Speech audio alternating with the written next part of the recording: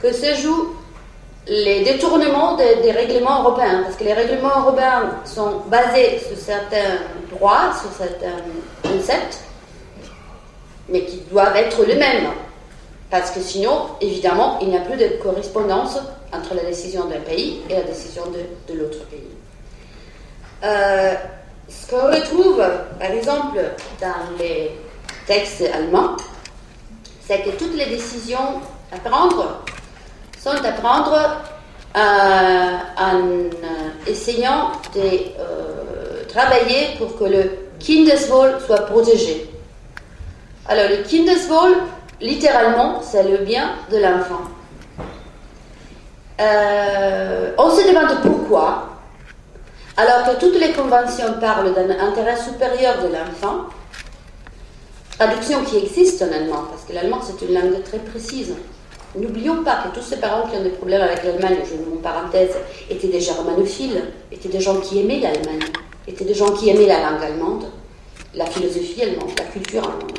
Donc, je répète, cette langue très précise, elle a très bien la traduction de intérêt supérieur de l'enfant. Ça se dit Beste Interesse des Kindes. Mais Beste Interesse des Kindes, on le retrouve nulle part dans les textes allemands.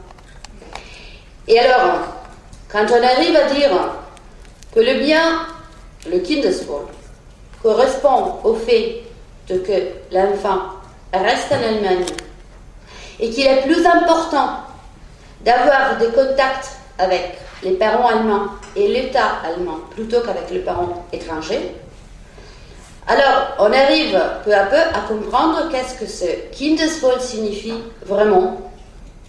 Signifie que ce bien-être n'est pas celui de l'enfant même, ce n'est pas l'intérêt supérieur de l'enfant, c'est le bien-être qu'une nation qui garde tous les enfants sur son sol à l'intérieur de sa juridiction, c'est le bien-être que cette nation va avoir à travers des enfants. Peu importe si cela est fait parce qu'il y a la démographie qui pose des problèmes, peu importe si on le fait parce qu'on a, je reprends le mot de M. Boulan, une vision nationale-socialiste, cela ne m'intéresse pas. Moi, je constate qu'il n'y a pas un seul enfant qui peut quitter l'Allemagne. Il n'y a pas un seul enfant, quand il a un parent d'un autre pays, qui peut garder les contacts, pas seulement avec son parent, mais il n'a plus de contact avec les grands-parents, il n'a plus de contact avec les cousins, il n'a plus de contact, il ne va plus jamais dans l'autre pays. Il doit toujours rester en Allemagne. Si les parents étrangers arrivent, après des années et des années, à avoir dépensé des fortunes, à avoir des visites surveillées, ça se fait toujours en Allemagne. L'enfant, il ne quitte pas le sol allemand. Alors, évidemment, cet emploi d'un terme qui n'existe pas dans les conventions européennes, ça fait qu'au moins on se pose des questions.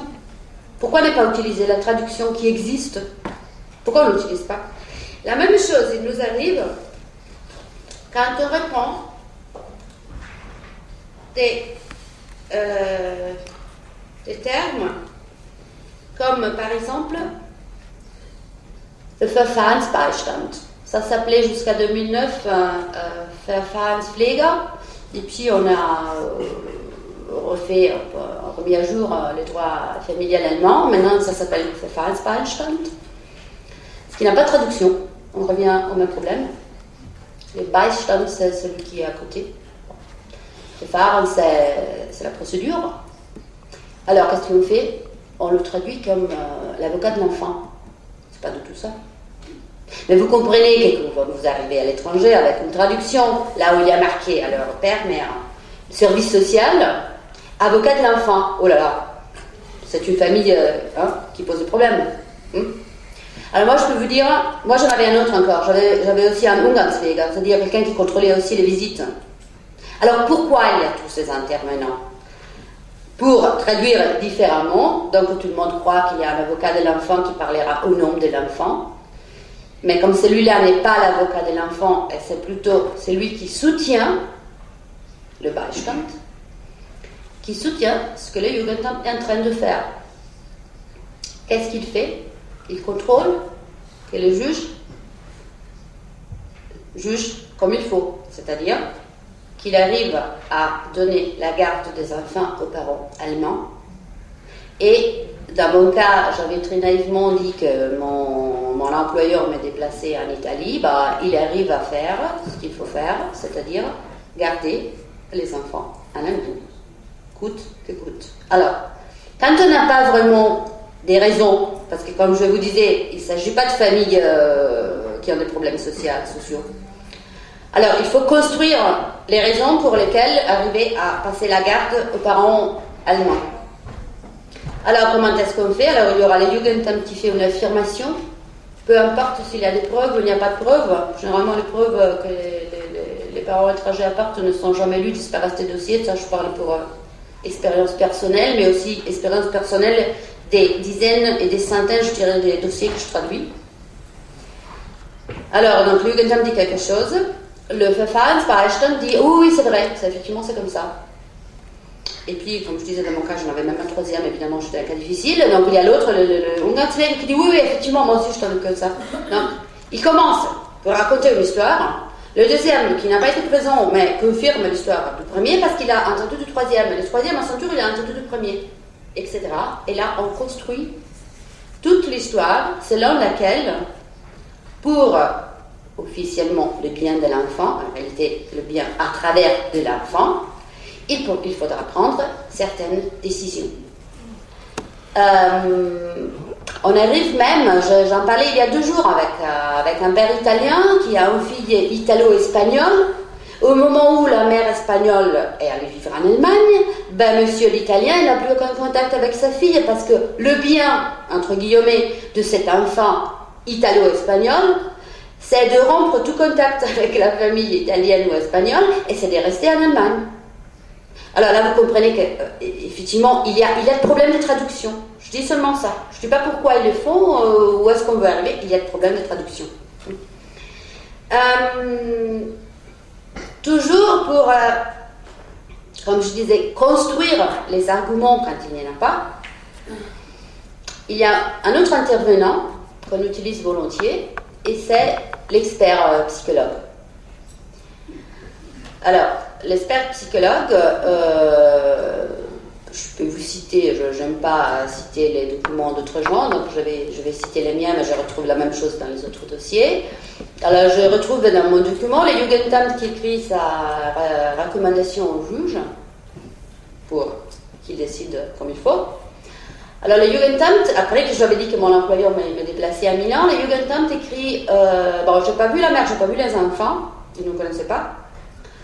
Mais, effectivement, d'après les documents que moi j'avais présentés, il paraît qu'on ne pourrait pas empêcher cette femme de déménager en Italie. Donc, il faut ordonner une expertise. Alors, vous comprenez que les motivations juridiques sont intouchables, incontournables. Il faut trouver une autre solution. On lui ordonne une expertise. Je ne dis pas à quoi ça sert, mais je vous laisse bien imaginer qu'est-ce qui se passe.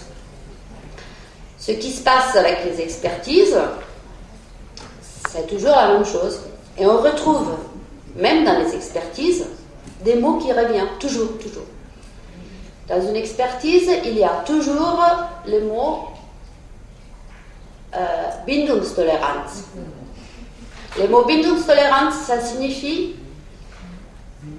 tolérance du lien. Bon, alors, un traducteur, et j'ai fait moi-même la faute aussi, depuis quand je traduis mes documents. Alors, un traducteur, il ne peut pas traduire, on parle de la tolérance du lien. Quel lien? La phrase n'a pas de sens. Il faut compléter la traduction. Donc, automatiquement, un traducteur qui fait bien son travail et qui essaie donc de redonner les documents dans une langue qui soit lisible et qu'on comprenne ce qu'on veut dire, il complétera cette expression en disant la tolérance du lien avec l'autre parent. Donc, il y a un parent qui tolère que l'autre parent ou que les enfants ont des liens avec l'autre parent, et il y a un parent qui veut que le lien reste pour lui seulement, les parents qui est égoïste. Et donc, les parents qu'il faut surveiller. C'est la faute qu'on fait généralement. Et je dis que c'est une faute parce que si on lit bien le document, on arrive souvent à lire que par exemple, les parents allemands parlent très mal de l'autre parent devant les enfants réagissent mal, les parents allemands sont concentrés dans la guerre contre l'autre parent plutôt que de penser au bien des enfants, mais lui, il est doué d'une tolérance illimitée de ce lien. Alors il y a quelque chose qui ne va pas. Parce que si ça c'était vraiment la tolérance du lien avec l'autre parent, on ne comprend pas comment est-ce qu'on peut affirmer que cette tolérance du lien est illimitée alors que c'est exactement ses parents qui parlent mal de l'autre. Par contre, les parents non allemands, il est systématiquement, toujours, je n'ai pas trouvé un seul dossier où on lit autre chose, les parents étrangers sont toujours doués d'une limitée tolérance du lien. La différence, ça se fait seulement si elle est très limitée ou si elle est plutôt limitée. Mais elle est toujours limitée. Alors là, c'est la même chose. On traduit ça, on se retrouve dans un tribunal étranger avec ça, et on comprend complètement autre chose. Parce que là, on ne parle pas du lien avec l'autre parent, on parle du lien avec le système du Jugendamt, avec le système allemand, la tolérance à être fixée sur les sols allemands. Alors quand un parent dit bah oui, ouais, je pourrais peut-être un jour vouloir rentrer dans mon pays, ou même un Allemand, un citoyen allemand qui dit oui, je ne peux pas exclure que je vais habiter dans un autre pays, eh bien voilà, ce seront les mauvais parents.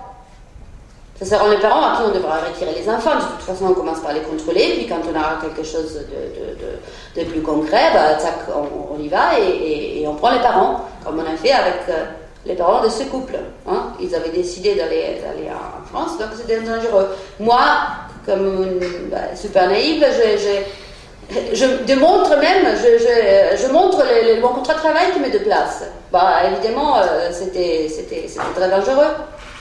Il y a des parents qui ne sont pas en litige. Une autre mère allemande que je connais qui avait des problèmes de santé et qui a donc dit au Jugendamt, bah, écoutez, si vous pensez que moi je ne suis pas en mesure de m'occuper de ma fille, vous donnez la garde à son père. Le problème, c'est que le père était italien. Et même s'il vivait en Allemagne, le psychologue lui a demandé s'il n'avait pas l'intention de rentrer en Italie. Et lui, naïvement, il a dit, ben non, pas pour l'instant, je m'en travaille ici en Allemagne, mais peut-être un jour, bon, l'enfant a terminé dans un foyer. Donc, c'est de ce lien-ci qu'on parle, d'être fixé sur le sol allemand.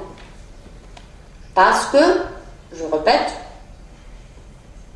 je laisse la réponse aux Allemands, que j'espère qu'il y en a quelqu'un, ils ne sont pas beaucoup, j'espère qu'ils nous donneront la réponse. Pourquoi ça se fait comme ça? J'ai discuté aussi avec beaucoup d'Allemands sur ce thème, parce que, comme je disais, nous, on est toujours comme germanophiles. J'ai aussi encore des amis en Allemagne. J'ai encore des amis allemands. On parle de ça. On essaie de comprendre pourquoi. Donc, là, la réponse, je ne veux pas la donner. Je veux que ce soit les Allemands qui nous donnent la réponse. Les faits sont que jamais un enfant peut quitter le territoire allemand. Les faits sont que jamais, dès qu'un parent exprime le désir de rentrer dans son pays... Bah, écoutez, moi je parlais avec c'est des personnes, hein, on peut pas, je répète, s'il y en a d'autres qui nous donneront d'autres réponses, c'est bien. Moi je parlais avec quelqu'un qui critiquait M. Carrère, comme M. Boulan venait de le faire, parce que M. Carrère explique tout ça avec un problème de démographie. Et c'est allemand, mais disait non, c'est pas vrai du tout, ça c'est rien. C'est une idée fixe de M. Carrère, c'est plutôt que les gens du Jugendamt et les tribunaux vraiment pensent qu'un enfant peut grandir bien seulement en Allemagne. Qu'effectivement, l'Allemagne offre beaucoup plus un enfant par rapport à tous les autres pays européens. Ce qui m'a très choquée, parce que je trouve cela encore pire de l'accusation que M. Carrère fait en disant que c'est un problème de démographie. Parce que le problème démographique, à la limite, je ne l'accepte pas personnellement. Mais je peux comprendre. On a ce problème, on essaie de trouver une solution. Mais quand un Allemand qui essaie de défendre son pays me dit c'est parce qu'on pense vraiment qu'un enfant peut grandir bien seulement en Allemagne, moi je trouve ça... Moi je n'oserais pas le dire, hein, je trouve pas plus grave. Donc là, j'attends une réponse. Je sais que...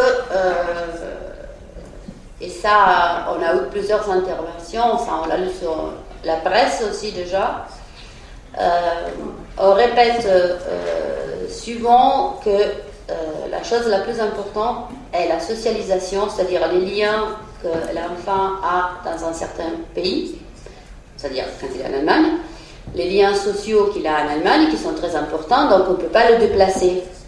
Donc, quelqu'un qui veut partir en Italie comme moi, c'est quelqu'un qui veut déraciner ses enfants du milieu dans lequel ils ont